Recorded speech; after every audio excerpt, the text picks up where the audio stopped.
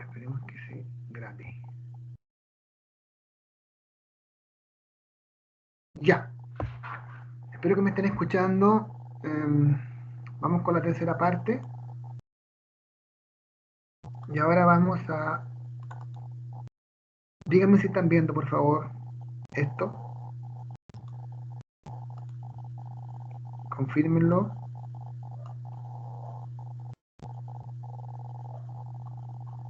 ¿Me están viendo, chicos? ¿Chicas? Sí, profe. Bueno, ahora vamos a la parte medular, digamos, del asunto, yo diría. ¿Qué es lo que debemos poner bastante interés acá, bastante atención? Más de la que quizá han puesto. Pues aquí está la aplicación que nos interesa realmente rescatar, ¿no es cierto? Que tiene que ver con el equilibrio iónico. Parte del equilibrio químico. Y acuérdense que los iones son sustancias químicas que tienen carga eléctrica, cationes y aniones, cationes positivos, aniones negativos. Típico caso, cae la sal al agua, cloruro de sodio al agua, se ioniza, se separa el ion sodio positivo del ion cloro negativo. Entonces, lo que tenemos que ver ahora es qué pasa con esta parte, ¿no es cierto?, de la química. ¿Qué le ocurre a una sal cuando va al agua, por ejemplo? ¿Qué le ocurre a un ácido cuando cae al agua? ¿Qué le ocurre a una base cuando cae al agua? Y aquí nos vamos a encontrar con conceptos ya conocidos. Tenemos que rescatar los famosos equivalentes, por ejemplo, que ya sabemos cuáles son, sabemos cómo calcularlos, y tenemos que rescatar las concentraciones molares y normales sobre todo, la molaridad principalmente y la normalidad. Y tenemos que recordar cuando estamos hablando de un ácido, cuando hablamos de una base o hidróxido y cuando hablamos de una sal. Y bueno, y quizá no nos baste solamente saber eso, sino que tenemos que saber distinguir cuando nos hablan de un ácido fuerte y de una base fuerte. Cuando nos hablan de una sal, ¿de qué tipo? Entonces esa es la idea que tenemos que ir rescatando desde ahora. No es tan complejo, con calma se va aprendiendo, se va reteniendo. Por lo tanto, vayamos viendo qué nos dice esto que tenemos acá apuntado. Yo subí ahora en este recreo todo el material necesario. Como les digo, subí la resolución a la unidad número 2, subí por ejemplo el ejercicio a la unidad número 3 y a la unidad número 4 le subí estos apuntes que estamos revisando, más la PPT que vimos introductoria en la clase anterior. Así que todo en su respectivo orden le deben pesquisar y me dicen si lo pueden ver o no. Pero más adelante, por cierto. Entonces, equilibrio iónico, vamos a hablar de él. Veamos lo siguiente. Ciertas sustancias, cuando se disuelven en un disolvente determinado, agua por ejemplo, generan disoluciones que presentan propiedades características y específicas, como por ejemplo, dichas disoluciones son capaces de conducir la corriente eléctrica o bien tienen un pH determinado. Cae el ácido al agua, deja un pH, conduce o no conduce la corriente. Cae la sal cualquiera al agua, genera un pH, conduce o no conduce la corriente eléctrica. Las sustancias en cuestión son los ácidos, son las bases y son las sales. Estos tres tipos de sustancias generan iones cuando se disuelven en agua, por ejemplo, y le dan a esas soluciones que forman características de conductividad eléctrica, características de pH. Fundamentalmente el pH es lo que nos va a interesar, ¿cierto?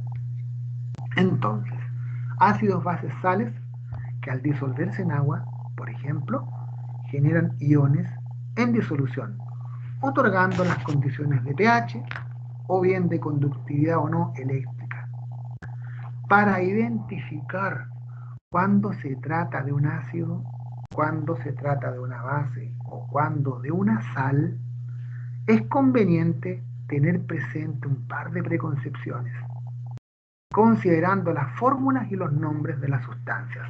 Y aquí, ¿no es cierto?, apelo a algo que ya les dije, pero lo tengo anotadito acá por si acaso, se los preparé bien. Si yo les digo un ácido, la palabra, el nombre, parte con ácido. Y tiene tres terminaciones. Ácido hídrico, como el ácido clorhídrico, o el ácido sulfídrico. Ácido oso, como el ácido nitroso o el ácido hipocloroso. Y ácido ico, como el ácido sulfúrico o el ácido nítrico, por ejemplo. ¿Ven? Ya por el nombre, obviamente, la palabra te dice ácido, hídrico, oso o ico. Ya tienes una idea para asociar, ¿cierto? Segundo lugar, si les hablo de una base, la palabra, el nombre empieza con la palabra hidróxido.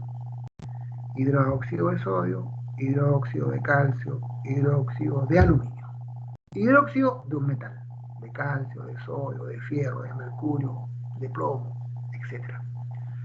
Y si les hablo de una sal, los nombres provienen de los ácidos que la generan. Los ácidos hídricos generan sales terminadas en uro. Clorhídrico, cloruro. Sulfídrico, sulfuro. Bromídrico, bromuro. Bromuro de calcio, bromuro de fierro, cloruro de sodio, cloruro de potasio.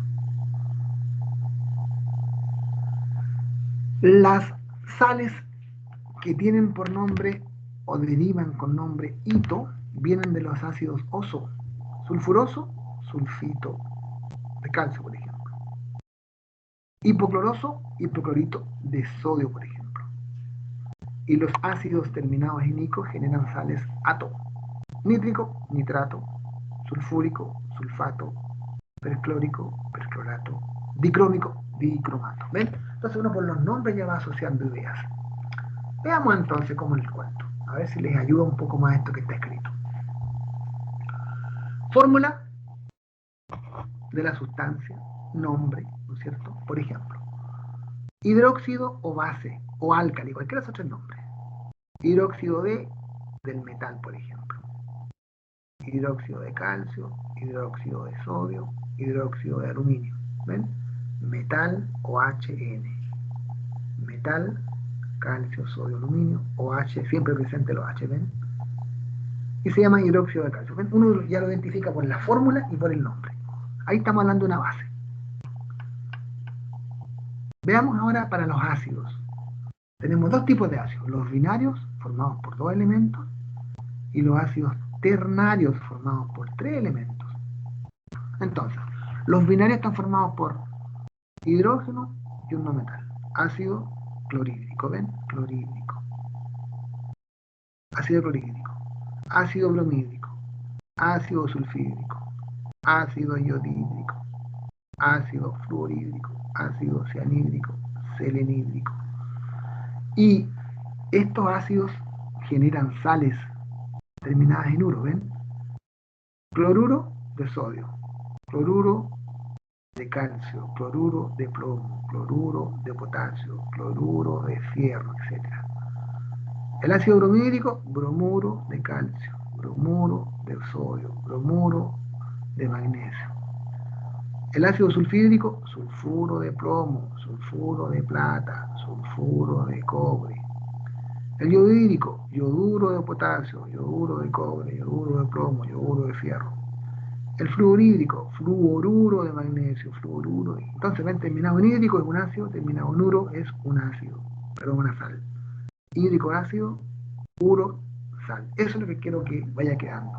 Cianhídrico, cianuro de fierro, por ejemplo. Selenídrico, selenuro de magnesio. Y los ácidos ternarios, que tienen tres elementos, tienen hidrógeno, no metal, oxígeno. ¿Ven? Hidrógeno, no metal, oxígeno. Hidrógeno, no metal, oxígeno. Hidrógeno, no metal, oxígeno. Hidrógeno, no metal, oxígeno. Terminado, ¿no es cierto? Los ternarios terminados en oso generan sales hito. Por ejemplo, el nitroso, yo le cambio el hidrógeno por un metal, me queda nitrito de potasio. Sulfuroso, sulfuroso, sulfito de cobre. Hipocloroso, hipoclorito de sodio. Esta es la famosa clorinda, el cloro comercial generalmente. Ácido nítrico ahora, ácidos terminados en ico, no en oso, generan salesato, nitrato de sodio, salitre, acuérdense. Sulfúrico, sulfato de calcio.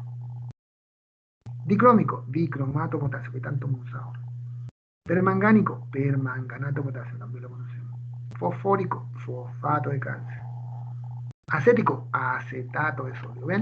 Entonces, ácidos terminados en ico generan sales ato. Entonces, uno ya, vuelvo a repetir, por la fórmula o por los nombres debe asociar la idea. Porque a veces da que cualquier problema tú revisas un ejercicio y te dicen, determine el pH de una solución de ácido clorhídrico. Ácido clorhídrico, hay que saber cómo se calcula el pH. Si te dicen, determine el pH de una solución de hidróxido de sodio, se calcula de otra forma.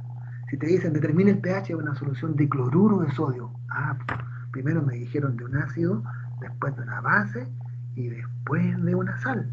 Son tres formas distintas que hay que abordar la resolución. Y es más, pues nos meten en más problemas. Si me dicen del ácido clorhídrico y después me dicen del ácido cianhídrico, lo calculo de manera diferente. Tengo que diferenciar que el ácido clorhídrico es fuerte y que el ácido cianhídrico es débil. Ven, toda esa pega hay que tenerla. Entonces hay que saberlo relacionar. Pero vuelvo a repetir que este asunto se supera ahora porque como ustedes trabajan aparte, autónomamente, tendrán tiempo para averiguarlo, para revisar su apunte. Es muy distinto cuando les hago una prueba, ¿no es cierto? Una prueba de estas que si no lo tienen clarito en el momento de la prueba, bueno, si no llegan a hacer alguna otra cosa, se olvidan y no pueden avanzar, ¿no?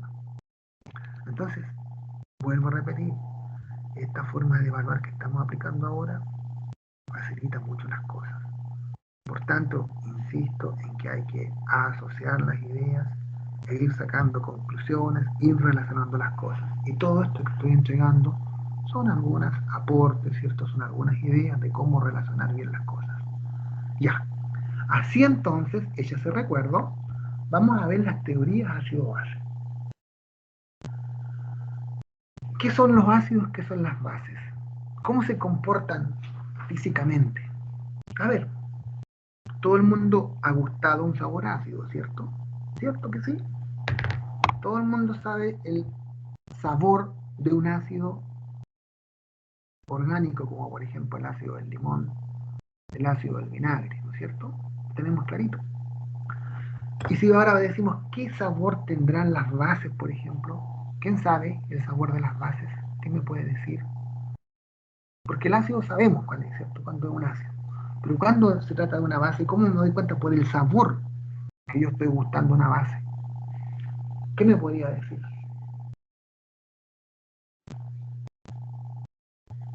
Les doy una pista. ¿Alguna vez han tragado jabón? ¿Han comido jabón? ¿Champú? ¿Sí o no? ¿Qué sabor tienen las bases entonces? ¿Qué tienen los jabones? ¿Qué tienen los champús? ¿Qué sabor tienen? Más de alguna vez lo hemos visto, ¿cierto? Nos hemos gustado. Amargo. Amargo. Esto, un amargo, tiene que verlo, ¿cierto? ¿Se dan cuenta? Ya. Entonces se dan cuenta que la cuestión, uno va sacando esas diferencias. Entonces uno físicamente puede saber cuándo un ácido, cuándo una base. Por ejemplo,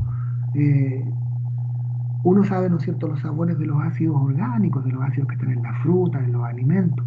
Pero a nadie se le va a ocurrir, ¿no es cierto?, gustar un ácido inorgánico como el ácido clorhídrico, o el ácido sulfúrico, o el ácido nítrico. Pero quizá, si vamos más fino, alguien tiene por último el aroma o el gusto, sabría el gusto de un ácido clorhídrico, ¿saben dónde lo podemos apreciar, por ejemplo? ¿Se les ocurre algo? Bueno, ustedes que son de salud, supongo que ninguno tiene escrúpulos, ¿cierto?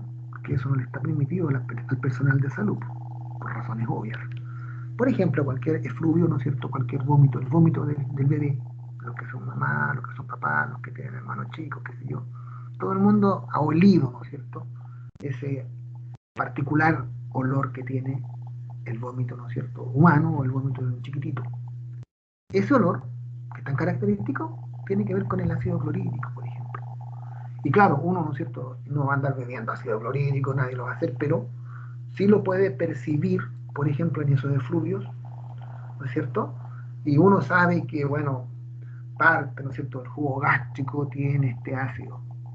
Y lo otro, claro, es cuando tiene esa acidez, producto de la ingesta desmedida de cuestiones que no corresponden, ¿no es cierto? Todos hemos tenido a lo mejor ese ardor y algún reflujo de ese tipo te trae a la memoria, ¿no es cierto?, el ácido aquel. El ácido sulfúrico, por ejemplo, está presente en las baterías de los vehículos, supongan ustedes, ¿no? Uno tiene, ¿no es cierto?, ahí toda esta cercanía con estas sustancias. Pero bueno, aparte de eso, de saber los sabores, de saber dónde están, hay teorías que se han propuesto para indicar qué son los ácidos, qué son las bases. Y allí aparece, por ejemplo, este señor de apellido llamado Svante Arrhenius, él propuso antiguamente una teoría que decía que ácido era toda especie que en disolución acuosa dejaba libre iones hidrógeno. Caía el ácido al agua, liberaba hidrógeno. Caía este ácido al agua, liberaba hidrógeno. Y dijo, aquí me falta, ¿no es cierto?, lo tengo acá, que la base era toda especie que cuando caía al agua, disolución acuosa, dejaba libre ion hidroxilo, OH. ¿No? Entonces, esta teoría estuvo bien en su tiempo, pero estaba limitada. ¿Por qué? Porque solo se refería a disolución acuosa, es decir, con disolución de agua. Y nada decía si yo disolvía, por ejemplo, la sustancia en un solvente orgánico como la acetona o como el alcohol probablemente. Nada se refería a eso. Hay una limitación, ¿ven? Nada indicaba qué ocurría con sustancias disueltas en un solvente, como por ejemplo disolventes orgánicos, como etanol, como éter. Limitación 1. Segunda limitación, no explicaba qué ocurría con sustancias que sin tener ion hidrógeno o ion hidroxilo en su estructura se comportaban respectivamente como ácidos o como base. Por ejemplo, esta sustancia, cloruro de aluminio, AlCl3, si ven la fórmula, no tiene hidrógeno, no tiene OH. Sin embargo, ¿no es cierto?, se comporta como un ácido por alguna razón que hay. O el amoníaco, ¿ven? El amoníaco tiene hidrógeno, entonces diríamos, de acuerdo a Reynolds, si tiene hidrógeno, libera hidrógeno, es un ácido. Falso. Esta sustancia, sin tener, ¿no es cierto?, OH, teniendo hidrógeno, es una base. Y eso nos lo explicaba el señor Arrhenius. Por tanto, se le dijo muchas gracias a Don Svante, fue muy buen aporte, pero pucha, no fue completo, así que lo dejamos de lado porque hay otras teorías que sí lo explican. ¿Ya? Exacto. Esa es para historia nomás. Segundo, esta es la teoría que más nos importa entender, que es la teoría de este par de señores, uno de apellido Bronsted y el otro de apellido Lowry, Johannes Bronsted, que era de Dinamarca, y don Thomas Lowry, que era inglés, ¿ya? Para estos señores, ácido era toda especie capaz de donar o ceder ion hidrógeno. Y base es toda especie capaz de aceptar ion hidrógeno. Los ácidos donan hidrógeno, dadores de hidrógeno. Las bases captan, aceptan hidrógeno. Y eso es mucho más completo. Esto es mucho más útil.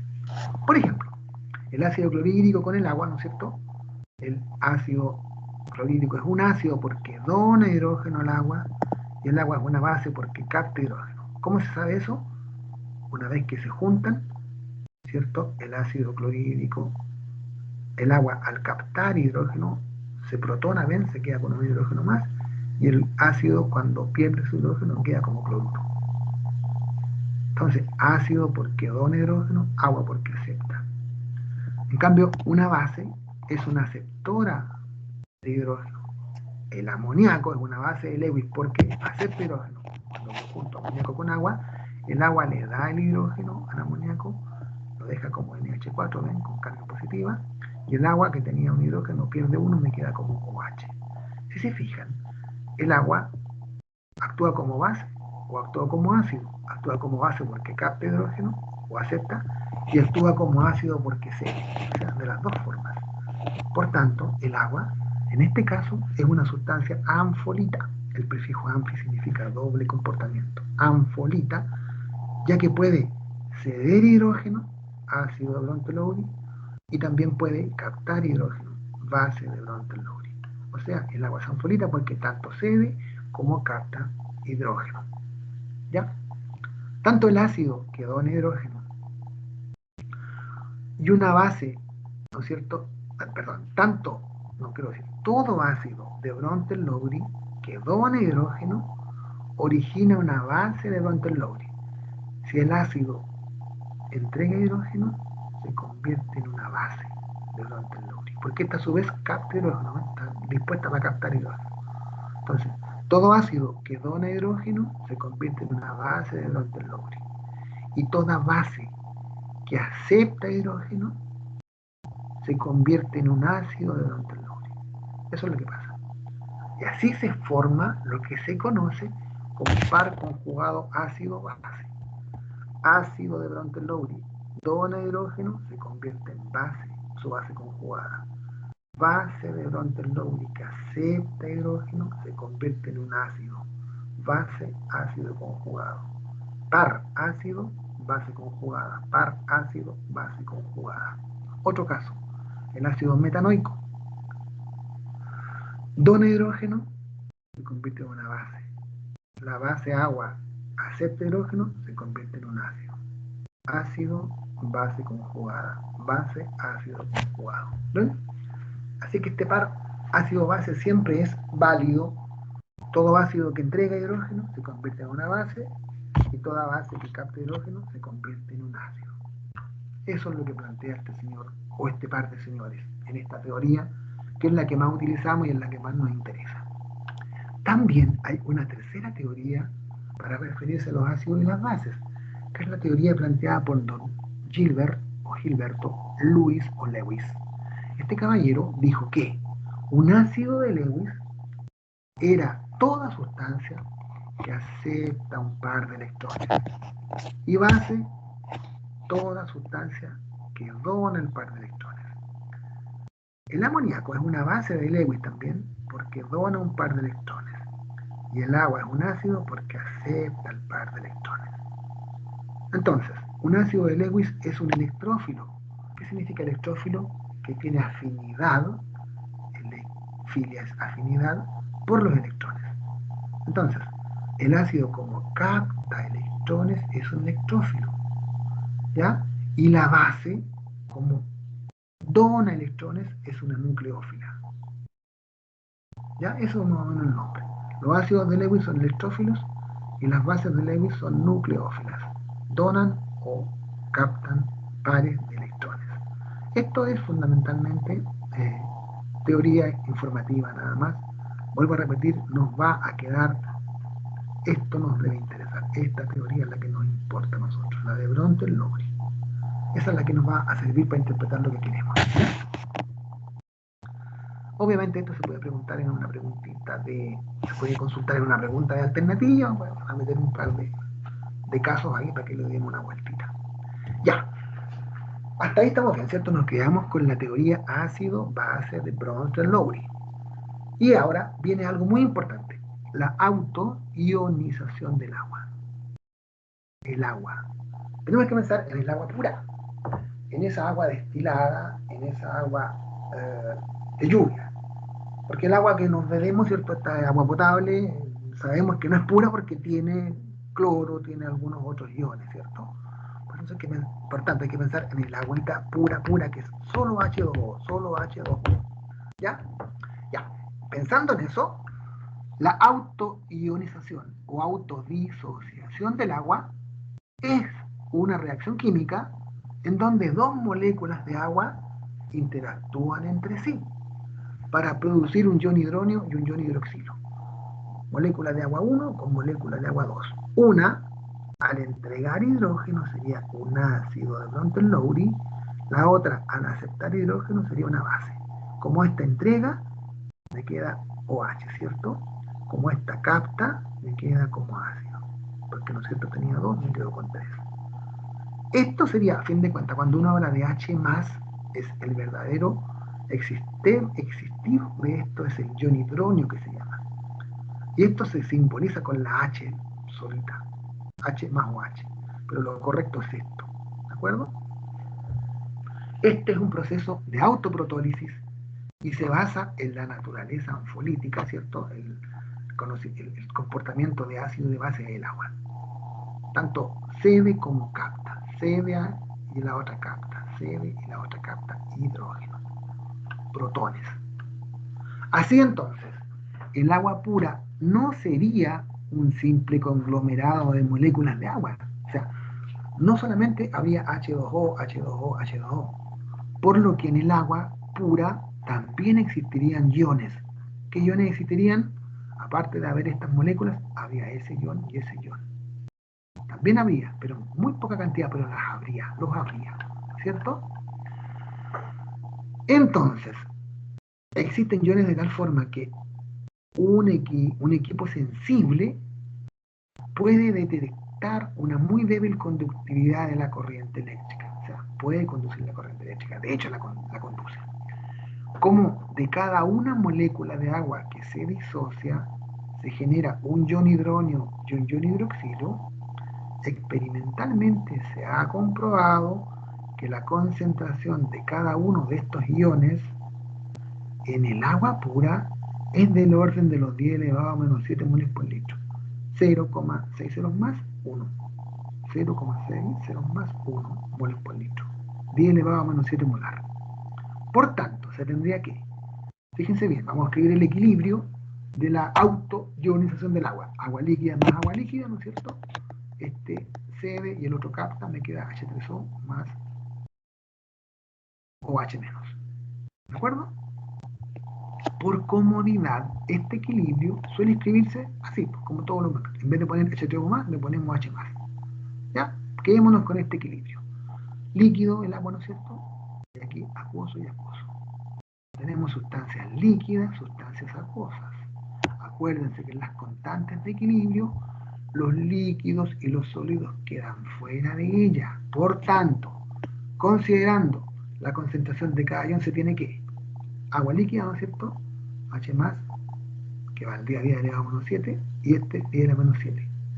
La expresión de la constante de equilibrio para este sistema sería concentración del hidrógeno acuoso por concentración del hidroxilo acuoso partido en concentración del agua. Como en la expresión de la constante los líquidos no se consideran, se tiene esto, ¿no? Sería dividido en uno esto. Me queda eso por eso. Reemplazando ahora 10 elevado a menos 7 por 10 elevado a menos 7, multiplicando me da 1 por 10 elevado a menos 14. Y así sale el valor de la constante del agua. Delante les dije, ¿cierto?, que nos iba a importar esto. Constante del agua, o H2O, ¿no es cierto? 1 por 10 elevado a menos 14, o simplemente 10 elevado a menos 14. Eso necesito que lo sepan escribir bien en su calculadora. ¿Cómo se escribe en la calculadora? Perdonen que les diga eso, pero a veces nos equivocamos. Se pone 1 exponente menos 14. 1 exponente menos 14. Porque a veces el simple hecho nos echa a perder todo, chiquillos. Así que no les quepa duda que más de alguno a veces no lo escribe bien. Para que no les pase, consúltenlo, ejercítenlo muy simple. 1xp menos 14. Y ese menos, acuérdense que es el menos, no el menos de la resta, sino que el signo menos que está en otra teclita por ahí. ¿Estamos de acuerdo? Si no lo saben, me preguntan o le preguntan al que sepa. Pero escríbanlo bien, porque aquí hay que poner muchos valores chiquititos así. Menos 7, menos 14, menos 13. Entonces hay que escribirlo bien para hacer los cálculos de pH. ¿Ok? Ya. Ahí entonces determinamos el valor de la constante del agua que lo vamos a usar cuando sea necesario, sobre todo en hidrólisis. Así entonces, se sabe que si la... ¿Sí? Cuénteme, niña. El 10 se eleva a menos 7 porque el agua tiene pH 7. Exacto, si tú calcularas, sí, sería eso. Cuando vea el pH, pero bueno, ya lo vamos a ver con los cálculos, niña, sí, tranquilidad. Sí, te adelantaste, pero bien. Buenísimo. Así entonces, se sabe que si la concentración de uno de estos iones aumenta, la concentración del otro ion debe disminuir para mantener constante el producto iónico. Así, por ejemplo, ¿cierto? Lo normal es 10 elevado a menos 7, 10 elevado a menos 7, me da 10 elevado a menos 14. Supongan que la de hidrógeno aumenta a 10 elevado a menos 5, la otra baja a 10 elevado a menos 9 para mantener el 10 elevado a menos 14. Si en caso contrario la concentración de uno de los iones disminuye, la otra debe aumentar para mantener constante siempre el producto iónico del agua. Si esto fuera 10 elevado a menos 4, este es 10 elevado a menos 10. Si este fuera 10 elevado a menos 1, este es 10 elevado a menos 13. Así las cosas, ¿no es cierto? Ya. ¿Alguna pregunta? ¿Duda o consulta? Hasta aquí vamos a quedar hoy día. Fíjense, hasta aquí quedamos, hasta la página número 10. Que después vamos a hablar del pH, potencial de hidrógeno. Eso significa pH, potencial de hidrógeno. Y aquí nos vamos a meter en los cálculos. Hasta ahora vamos a dejar hasta aquí. ¿Alguna pregunta? ¿Duda o consulta? ¿Sí o no? Vayan preguntándome nomás.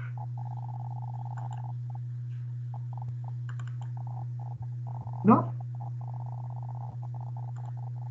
¿Están viendo mi presentación? Para que termine muy bien. Sí se ve. Sí, profe. Buenísimo. Esto es del libro de Raymond Chang, ¿no es cierto? Está en el mismo libro, pero esta es una presentación más resumida, que puede servirnos para entender las cosas que yo hablé, ¿no es cierto? Que están mucho más bonitas acá y están mucho más preparadas. Ácidos, ¿no es cierto? Vamos a terminar con esto hoy día, de perogrullo decirlo, sabor ácido, el vinagre, por ejemplo, el jugo de limón, el jugo de naranja, ¿no es cierto? Tienen su sabor que se debe a la presencia de algunos de estos compuestos. Los ácidos reaccionan con algunos metales originando hidrógeno. Por ejemplo, el ácido clorhídrico con el magnesio desprende hidrógeno. El ácido clorhídrico, por ejemplo, con el aluminio desprende hidrógeno. ¿Ya? Los ácidos reaccionan con los carbonatos, con los bicarbonatos, originando dióxido de carbono. ¿Okay? Por ejemplo, la lluvia ácida. ¿Ya? La lluvia ácida que tiene ácido sulfúrico, cuando va a dar, por ejemplo, a las estatuas, al mármol, el mármol a fin de cuentas tiene carbonato calcio. Y sin darnos cuenta, se libera dióxido de carbono. Bueno, y uno lo puede, ¿no es cierto?, hacer más fácilmente disolviendo, por ejemplo, el bicarbonato como o las pastillas estas efervescentes de antiácidas, y se genera dióxido de carbono también, porque el agua ya estaría como un ácido. ¿Ya? Las bases, por su parte, o los hidróxidos, presentan un sabor amargo, como les dije, tanto en los jabones, los champús, en todos estos líquidos. Son medias resbaladizas, son medias aceitosas. Ustedes, por ejemplo, obviamente, ¿cierto? Profesor, ¿Sí? por ejemplo, si yo tengo una sustancia líquida ácida y yo le echo bicarbonato, ¿eso va a producir dióxido de carbono? ¿Sí? No siempre, pero puede ser, dependiendo qué mezcle. Pero dice que cuando la sustancia ácida reacciona con un carbonato, va a producir CO2. Así que seguro que va a producir eso, dióxido de carbono. ¿Ya? Bueno, las bases tienen sabor amargo, como les dije, y son resbaladizas. Todo, ¿cierto? Tienen cuando nosotros tenemos el jamón, ¿no es cierto? O digamos esto, la balosa, ¿cierto? Todo resbaladizo. Incluso si uno tocara entre los dedos, pulgar y meñique, tocara, por ejemplo, un poquito de hidróxido de sodio, nos daría como un aspecto oleoso, aceitoso, así. ¿Ok? La mayoría de los jabones, como dice, contienen bases. Bueno, aquí están las teorías que vimos así nosotros escritas. Bueno, aquí está más bonita, el ácido arreno, ¿cierto? Sustancia que produce ion hidrógeno en el agua. Aquí, ¿no es cierto? Por ejemplo, está una simulación, el HCl y el agua, ¿ven? Y liberaría el ion hidrógeno, o ion hidrógeno. Acuérdense que el ion hidrógeno es lo mismo que el ion hidrógeno, como les dije. Y en cambio una base de arrhenius, sustancia que produce hidroxilo o H en el agua. Por ejemplo, el amoníaco, ¿cierto? Origina esta sustancia que está acá, que sería el OH. OH. Un ácido ahora de Brontes-Lowry, ¿no es cierto? Que es lo que nos importaba, como dije, es un donador de protones. El ácido dona protones, dona hidrógeno. ¿Ya? El agua aquí estaría donando el hidrógeno al amoníaco tenía 3, nos quedó con 4, ¿ven?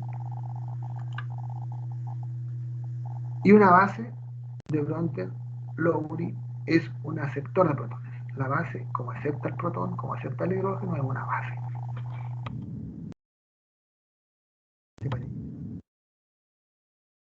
Aquí es la base porque acepta hidrógeno y el agua actúa como ácido porque dona hidrógeno. Y ahí se junta el par ácido-base conjugada, ácido-base conjugada. ¿Ven? Todo ácido, dijimos que donaba hidrógeno, se convertía en una base. Y toda base que acepta hidrógeno se convierte en un ácido. Eso. ¿Ven? Ahí está el parcito ácido-base conjugada para que la vaya quedando más claro. Propiedades ácido-base del agua. El agua, ¿no es cierto?, tiene este equilibrio iónico, como dijimos, la autoionización que genera, acuérdense que es agua más agua, no es H3O más, pero para escribirlo más detalladamente o más simplemente se pone así, ¿no es cierto? En vez de poner H3O más, se pone H más. Aquí está, ¿no es cierto?, una simulación también, que a fin de cuentas se fijan, es eso. Aquí está agua más agua, pues más esto. ¿Ya? Lo mismo que escribimos en letras, y aquí se está dando un par de electrones, a fin de cuentas está hablando aquí, que se está aplicando la teoría de Lewis aquí, que está hablando de los electrones. Bueno, aquí está, ¿no es cierto?, representado de esta otra forma, tal como lo escribimos nosotros. Entonces, el ácido dona par de electrones, el agua capta el par de electrones. ¿Ven? Ya. Productos de ionización del agua, lo que estuvimos viendo al final, ¿no es cierto? Tenemos acá la expresión de la constante de equilibrio, como la concentración del agua líquida es constante, nos queda, ¿no es cierto?, solamente esto. Y ahí se reemplazamos. La constante del producto de ionización del agua es el producto de las concentraciones molares de los iones hidrógeno e hidroxilo a temperatura determinada, ¿no es cierto? Y a 25 grados Celsius dijimos el 10 elevado a 1,7 por 10 elevado a 1,7 me da 1 por 10 elevado a 1,14. Ya, no los quiero complicar más porque hasta ahí nomás llegamos. No quiero avanzar más porque de ahí vienen otras cosas. Preguntas, dudas, consultas. Esto se los voy a subir. Vamos, chiquillos, con las preguntas que quieran hacerme. Y a la próxima sesión nos vamos a preocupar de los pH, cálculo de pH. Si quieren adelantar algo, vean lo que es pH y pOH, esas dos cosas. Cuéntenme, ¿alguna pregunta? ¿Alguna duda? Lo único que les pido es que no se relajen, por favor. Si las notas no han estado malas, no se relajen. Aprendan química. Intenten guardar esto, porque después viene la bioquímica. Y ahí les toca otro señor o otra señora distinto a este profesor, que a lo mejor le hace puras pruebas. Entonces, no se me relajen, por favor.